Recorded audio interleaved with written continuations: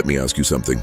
Have you ever found yourself constantly saying yes when every part of you wanted to scream no? Or maybe you're exhausted, emotionally drained, yet you keep giving, pleasing, while others seem to take and take and take. Or maybe, just maybe, you're waking up to a realization that someone close to you, someone you thought you could trust, has been manipulating you, using charm, guilt, even love as weapons.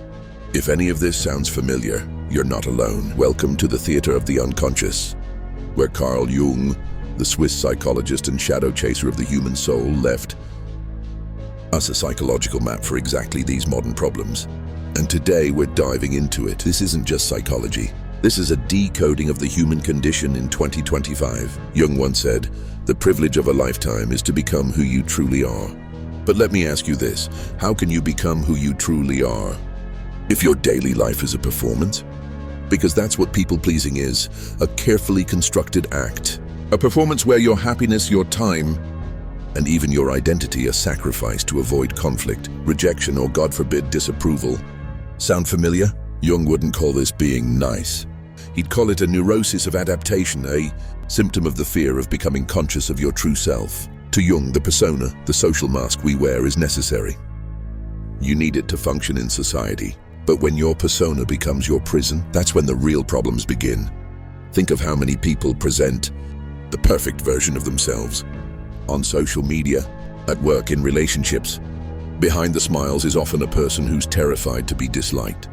People-pleasing isn't kindness, it's fear in disguise. It's the fear of being alone, being unloved, or worse, being truly seen. Jung would say this isn't love. This is shadow avoidance. We all have a shadow, the parts of ourselves we deny, suppress, or are ashamed of. The shadow is your anger, your need to be right, your desire to dominate, your jealousy, your bitterness, your shame. But here's the twist. Jung offered that still slaps you. In 2025, the more you deny your shadow, the more it controls you.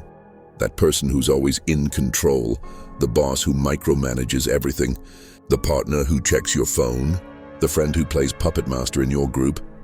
These people are being run by their unintegrated shadow. They're not strong, they're scared. They're terrified of the chaos inside them, so they over-control everything outside of them. Jung said, until you make the unconscious conscious, it will direct your life and you will call it fate. Ever met someone obsessed with productivity, health, image, or hyper-clean living to the point where it's anxious, rigid, and joyless?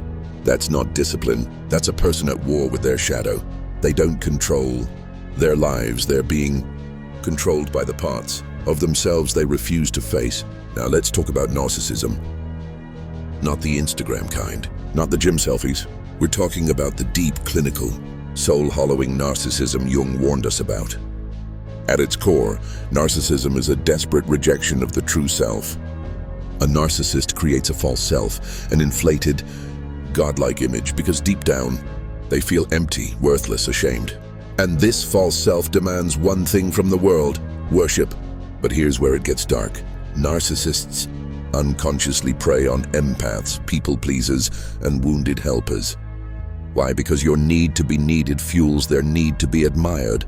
Jung would say this is an archetypal dance between the wounded healer and the false king. Think about that partner who love-bombed you, then started gaslighting you the moment you questioned them. Or the influencer who says all the right things online but abuses people behind closed doors. Jung saw this narcissistic structure not as a personality quirk, but as a spiritual disease, a complete disconnection from the self. And the cure, not confrontation, but individuation. Let's get to the core of Jung's teaching, the part most people don't talk about. He wasn't just diagnosing, he was offering a cure. It's called individuation. Individuation is the lifelong journey of becoming your whole self, not just your persona, not just your pleasing mask, not your coping mechanisms, but all of you.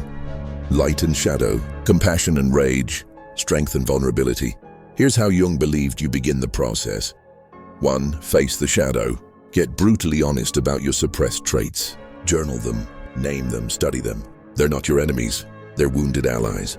2. Withdraw the projections. That thing you hate in others, that thing that triggers you, it's usually a mirror.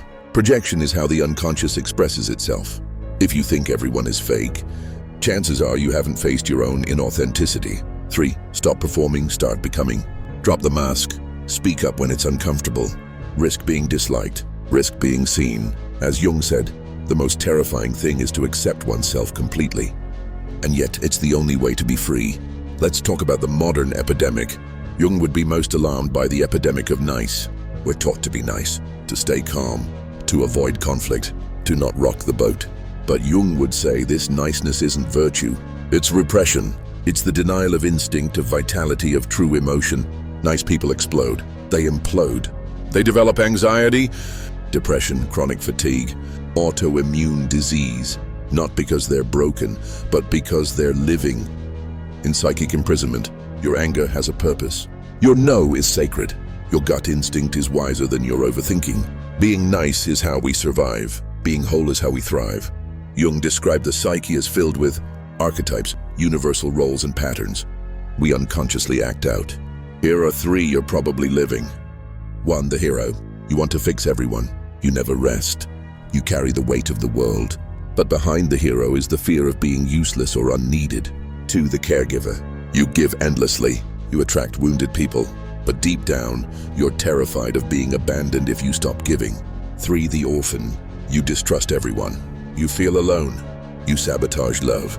But underneath is a longing to be truly seen and accepted. Jung's genius was this: these aren't flaws. They're chapters in your inner mythology.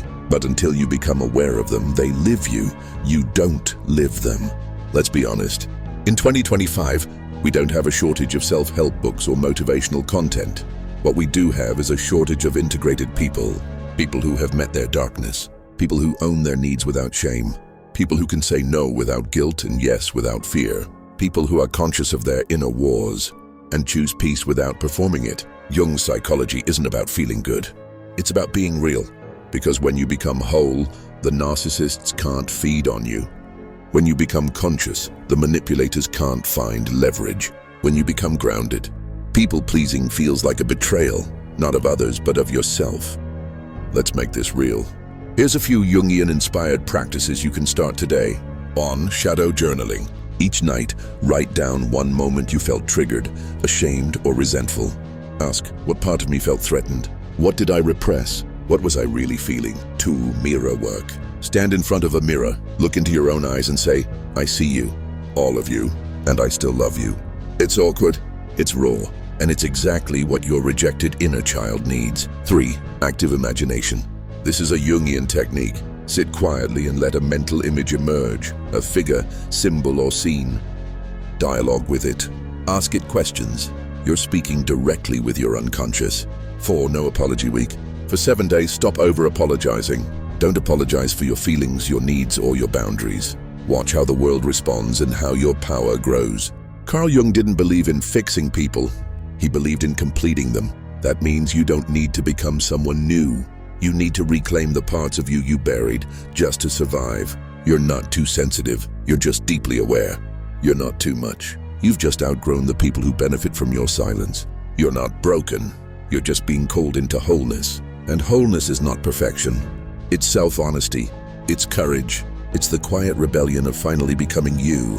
If you found yourself in these words, good. It means you're waking up, not just to the narcissists or the manipulators out there, but to the unconscious forces within you. Because as Jung said, the greatest burden a child must bear is the unlived life of the parent. And now it's your turn to live fully, boldly, truthfully, to break the cycle, to individuate.